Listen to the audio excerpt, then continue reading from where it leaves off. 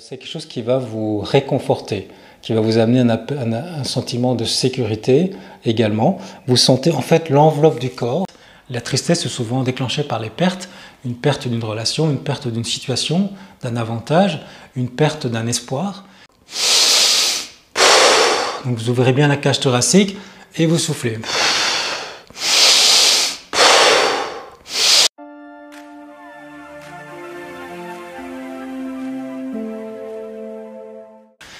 Bonjour, très heureux de vous accueillir dans cette nouvelle vidéo pour vous partager 3 pratiques très concrètes pour vous libérer de la souffrance, notamment la tristesse. La tristesse qui est une émotion extrêmement dure à vivre et donc dans cette période extrêmement stressante où il y a beaucoup d'émotions, on est dans le monde des émotions actuellement, vous pouvez peut-être ressentir de la tristesse comme vous avez pu ou vous pouvez peut-être aussi ressentir de la peur ou de la colère. La colère peut nous détruire de l'intérieur, nous ronger de l'intérieur, comme la haine par exemple, mais on peut aussi mourir de peur, on peut aussi en étant dans la peur complètement perdre le bon sens, on le voit aujourd'hui au niveau collectif, on est dans une logique de la sécurité sanitaire qui devient complètement absurde et aberrante, et on rentre dans une société dystopique. Donc on voit que la peur peut vraiment être destructrice et on perd notre bon sens, mais également la tristesse, et je vais vous en parler plus aujourd'hui de la tristesse, c'est une émotion que je connais bien. La tristesse peut en fait nous enlever toute la saveur du fait d'être vivant.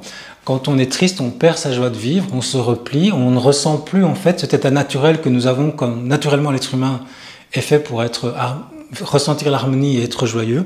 Et donc son plexus solaire, il ressent une chaleur, et quand on est triste, on ne ressent plus ça. On se sent vide de l'intérieur, on se sent déconnecté de l'environnement, des autres, on se sent déconnecté de son corps, on se sent anesthésié. Et dans des états même beaucoup plus profonds, dans le mal-être, on peut ressentir de la dépersonnalisation, de la déréalisation, donc on se sent complètement, un peu comme un zombie, un mort-vivant, on ne ressent plus rien. Donc c'est effroyable comme sentiment. C'est quelque chose que je connais bien, je l'ai longtemps vécu pendant plusieurs années dans mon passé, et j'ai eu la chance, en étant membre d'un mouvement philosophique alternatif, d'avoir eu un entraînement hyper intensif sur le mental positif, un mental constructif. Et en fait, c'est ça, avoir l'intelligence émotionnelle pour gérer ses émotions, c'est intervenir à plusieurs niveaux. On peut intervenir au niveau du mental, au niveau conscient. Et donc l'entraînement que j'ai reçu, c'est un entraînement vraiment à développer une pensée intelligente, une pensée positive, une pensée constructive. Et aujourd'hui, la science a montré l'importance d'avoir une pensée constructive, c'est la psychologie positive. D'ailleurs, j'ai fait 2 formations à ce sujet, des formations en ligne, sur l'importance d'utiliser la pensée constructive avec donc la psychologie positive, qui a vraiment étudié ça et mis en évidence que les gens qui sont heureux ont une façon de penser particulière. C'est une pensée justement où on peut prendre de la hauteur, où on peut se concentrer pas juste sur ce qui va mal, mais sur tout ce qui va bien, sur la beauté, sur l'humour. Et ça, c'est quelque chose qui se travaille. C'est vraiment en fait un entraînement neuronal qu'on peut faire par tout un tas de techniques que j'ai mis dans les formations. Et donc c'est une première approche. Et ça, moi, ça m'a permis de gérer la tristesse, ce qui fait que la plupart des gens ne le voyaient pas, que je pouvais avoir des états dépressifs ou tristes, parce que j'arrivais à bien gérer ça avec une pensée plus intelligente qui permet de prendre du recul et d'avoir en quelque sorte une vision philosophique de notre existence. Et je vais donner quelques clés là-dessus aussi dans cette vidéo. Donc une première approche donc pour gérer les émotions, notamment la tristesse, c'est d'avoir un mental constructif, un mental positif, une pensée beaucoup plus belle en fait, beaucoup plus intelligente, où on ne se concentre pas seulement sur ce qui va mal.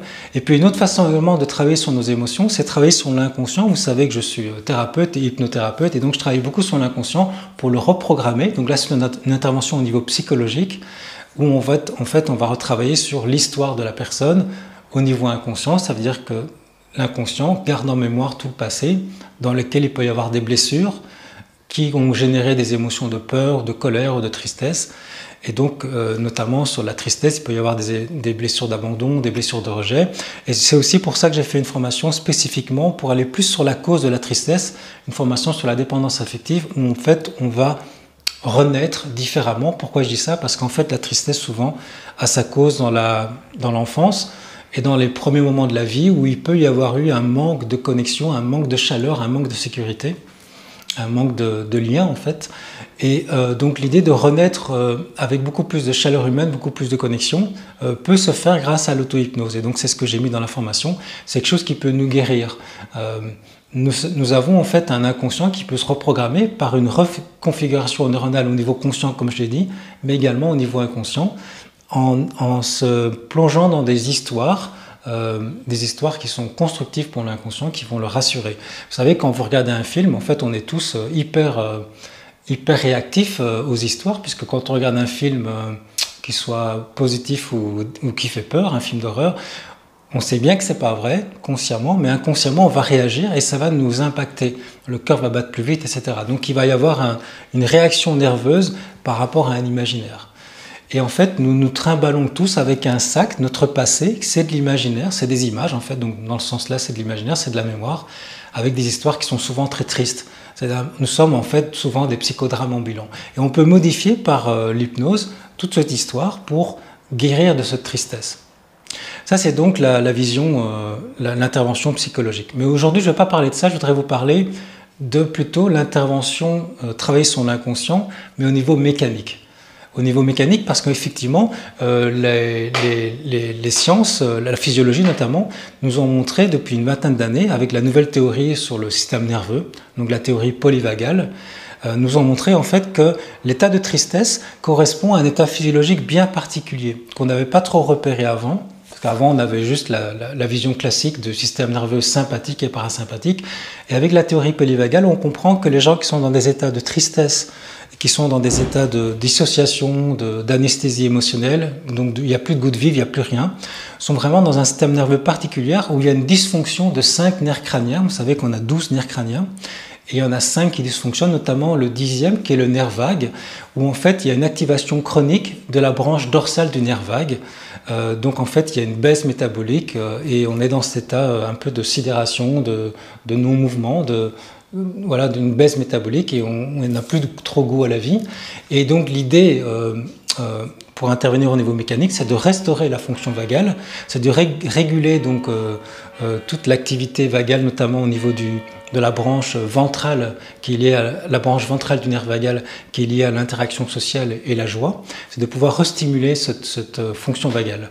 Et ça peut se faire par différents exercices. J'en ai partagé un dans mon avant-dernière vidéo où je vous avais fait faire l'exercice des yeux qui bougent comme ça à gauche, à droite.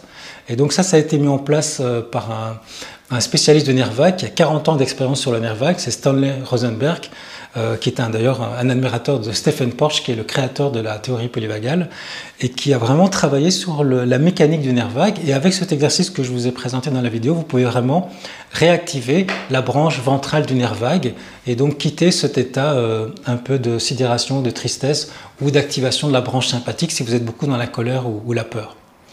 Et aujourd'hui, je voudrais vous présenter 3 autres techniques pratiques très très simples pour que vous puissiez sortir de cette tristesse, parce que c'est vraiment important de ne pas rester bloqué là-dedans. C'est important pour vous et c'est important aussi pour votre environnement, pour la société.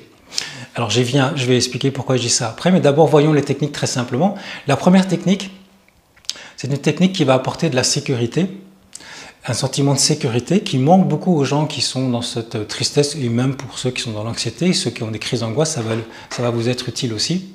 Alors l'idée, c'est tout simple, vous allez adopter une posture particulière, vous allez prendre votre main droite et vous allez la mettre ici en dessous de l'épaule gauche, près du cœur, et vous la tenez bien, en même temps vous touchez bien ici, vous partez ici, près du cœur, et avec la main gauche, vous la mettez sur l'épaule droite, voilà.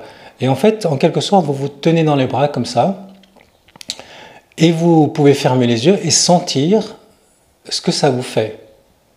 Et surtout pour ceux qui ont cette tristesse récurrente, c'est quelque chose qui va vous réconforter, qui va vous amener un sentiment de sécurité également. Vous sentez en fait l'enveloppe du corps, les limites de votre corps, et c'est un peu comme si vous étiez enveloppé, pris dans les bras, d'une façon bienveillante. Et en restant comme ça quelques minutes, c'est une position qui va vraiment vous apaiser. Ça va vraiment travailler sur le nerf vague et ça va restimuler la branche ventrale du nerf vague. C'est aussi l'occasion de méditer comme ça, parce que vous pouvez méditer, on peut méditer comme ça assis, avec voilà, les doigts comme ça si vous voulez, mais encore plus adapté pour vous, si vous avez souvent de la tristesse, c'est rester comme ça et observer toutes les sensations qui viennent quand vous faites ça. Et c'est très simple. Et vous pouvez également, si vous voulez, vous concentrer plus longtemps que quelques minutes et vraiment ressentir l'effet extrêmement bénéfique et rassurant de cette position. Une deuxième technique très simple qui va également vous apporter un sentiment d'apaisement, c'est que vous pouvez mettre une main ici sur votre front et une main ici sur votre cœur. Alors ici j'ai mon micro, voilà, une main sur le cœur comme ça, et vous restez comme ça, les yeux fermés, en ressentant ce que ça fait. Vous pouvez rester comme ça pendant 1 minute ou 2, et puis après vous mettez la main du front, vous la descendez, et vous la mettez ici sur le ventre. Donc c'est le cerveau émotionnel, il y a 200 millions de neurones dans le ventre, il y a 40 000 neurones dans le cœur, c'est vraiment des... Et les nerfs vagues les relient tous les trois cerveaux. Et donc il y a des informations qui passent au cerveau de la tête, comme quoi, voilà, il y a de la sécurité, il y a de l'apaisement, ça rassure, ça fait du bien.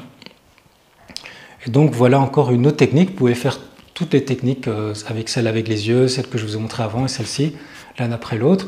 Et c'est une pratique de méditation que vous pouvez mettre en place. Ce sont des techniques que je partage avec mes clients dans les cadres des consultations ou des formations en ligne.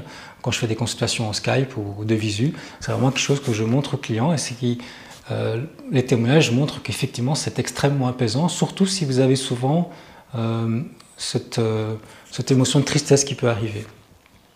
Et puis une troisième pratique où vous allez travailler sur la respiration, et là l'idée c'est de donner plus de puissance, c'est de quitter en fait cet état un peu de sidération et de lenteur où il y a une baisse métabolique et d'activer plutôt la branche sympathique qui va activer un peu plus de puissance pour ensuite par effet par la suite rétroactif déclencher l'activation de la branche ventrale du nerf vague. Alors c'est une respiration différente de celle que je vous avais parlé dans l'avant-dernière vidéo où il fallait respirer très lentement. Ici ça va être une respiration beaucoup plus rapide qui va donc activer la branche, toute la branche sympathique et ensuite amener un apaisement naturel. Regardez, c'est comme ça, c'est très simple. Donc vous allez inspirer, expirer rapidement. Donc je vous montre, c'est vous inspirez et puis vous expirez brièvement. Vous voyez, c'est... Je vais le faire avec vous dans quelques instants. Donc vous allez le faire comme ça, on va dire 10 fois, 10-12 fois. Et donc c'est assez, il ne faut pas se tendre, hein, il faut être assez souple, c'est plutôt assez fluide. Hein, vous voyez, c'est assez souple. Et puis ensuite, vous allez faire 2 apnées. La première apnée, vous allez souffler tout l'air qui reste dans vos poumons. Et vous allez donc vider vos poumons. Et vous allez ensuite, toujours les yeux fermés, vous allez le faire, c'est mieux, les yeux fermés. Si possible, coucher, c'est encore mieux. Et puis vous allez rester les poumons vides, vous allez bloquer votre respiration, donc vous n'allez pas inspirer, vous allez rester en apnée, les poumons vides, un certain nombre de secondes, à vous de choisir le plus longtemps possible. Et quand ça devient trop inconfortable, ce que vous faites, c'est que vous reprenez la respiration, vous inspirez bien par le nez et vous bloquez, donc vous n'expirez pas. Donc c'est la deuxième apnée, mais cette fois-ci les poumons pleins. Et vous restez comme ça une dizaine de secondes. Et alors ce que vous pouvez faire, c'est en plus mettre vos doigts comme ceci, doigt contre doigt. Et on va le faire ensemble dans quelques instants. Et vous sentez la vie qui palpite en vous. Vous sentez les sensations. Donc ça coupe le mental qui peut être négatif quand on est déprimé, quand on est triste ou quand on est dans l'inquiétude. Ça marche aussi. Ça va couper le mental. Ça nous ramène dans le présent. Et ça va ensuite, par effet rétroactif, nous ramener dans le parasympathique pour activer la branche ventrale du nerf vague, pour refaire fonctionner ces 5 nerfs qui étaient dysfonctionnels. Et en fait, vous allez à un moment donné à nouveau ressentir cet état naturel qui est un état de calme, d'apaisement et d'harmonie. Donc je vais le faire avec vous. Alors, on va commencer maintenant. Ok, on y va. Donc je vous invite à fermer les yeux et on y va.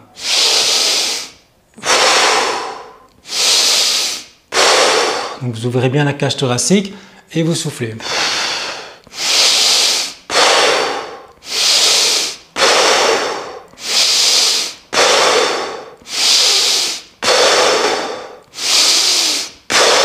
Encore 3.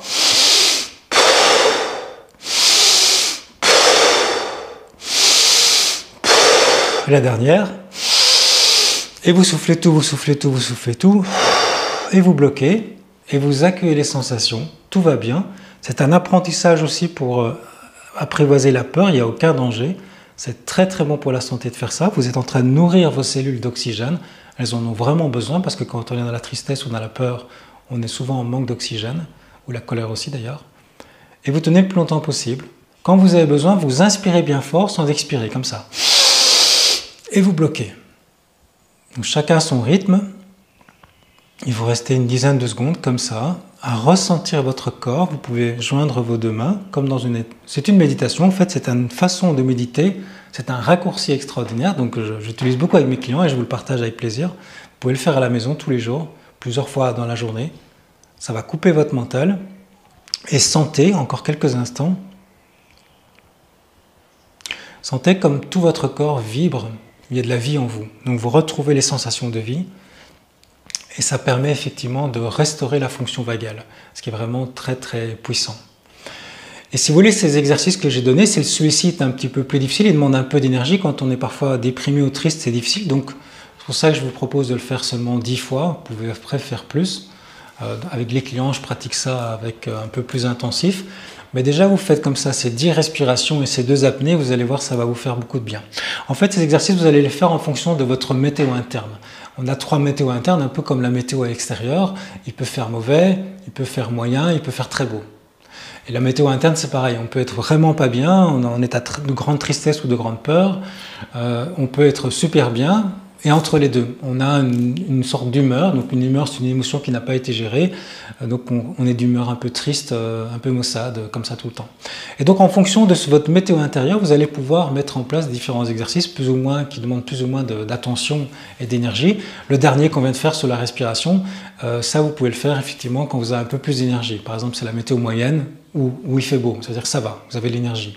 Si vous n'avez pas beaucoup d'énergie, faites plutôt ce que je vous ai montré, cet exercice-ci, ou l'exercice également du regard.